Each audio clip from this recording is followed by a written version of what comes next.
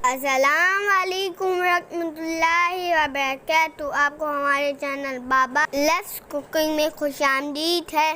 आज हमारे बाबा हमारे लिए सादी सी डिश बना रहे हैं, लेकिन ये होती बहुत जमी है और अमूमन गर्मियों में दोपहर के वक्त खाई जाती है। जी हाँ, ये है खिचड़ी। आजकल के ज़्यादातर बच्चे खिचड़ी नहीं खाते हैं, मगर हमें तो ये बहुत जमी लगती है। इसके लिए आपको 1 कप चावल चाहिए। खिचड़ी के लिए हमेशा टोटा या फिर पौनिया चावल लें। इसमें साबुत चावल इस्तेमाल करने की कोई लॉजिक नहीं है। 1 कप हरी दाल ले लीजिए। असल में ये मूंग की दाल होती है जिस पर छिलका चढ़ा होता है। चावल और दाल को आधे घंटे के लिए पानी में भिगो दें। इतने पानी में भिगो दें कि जब दाल चावल फूल जाएं, फिर भी पानी के अंदर ही रहें। दरमियानी साइज की आधी प्याज को बारीक स्लाइस कर लीजिए।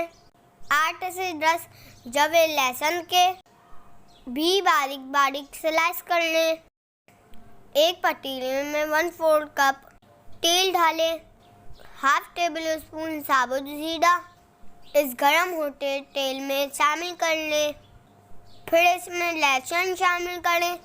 यहाँ पर आपको हम एक टिप बताते चलें, अगर प्याज या फिर लहसुन को आप जल्दी ब्राउन करना चाहें तो तेल में नमक शामिल कर लें, वो जल्दी ब्राउन हो जाएगी।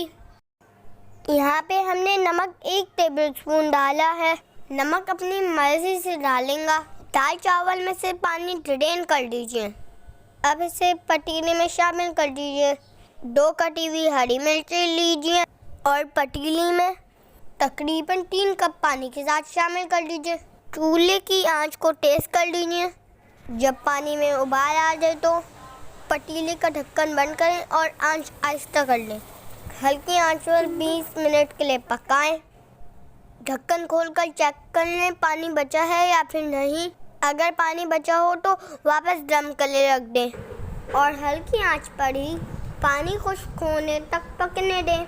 अब आई तड़के की बारी। इसके लिए थोड़ी सी आप स्लाइस हुई प्याज, लहसुन और हरी मिर्चें 5 टेबलस्पून घी में शामिल करें। अगर आप यहाँ पर असली घी इस्तेमाल करेंगे तो मज़ा और खुशबू दोबाला हो जाएगी। जब प्याज और लहसुन सुनहरी हो जाए तो इसे खिचड़ी में डाल दें। बघार के बाद शीशी आवाज़ आती है जो हमें बहुत मज़े की लगती है। लीजिए, आपकी मज़ेदार सी खिचड़ी तैयार है।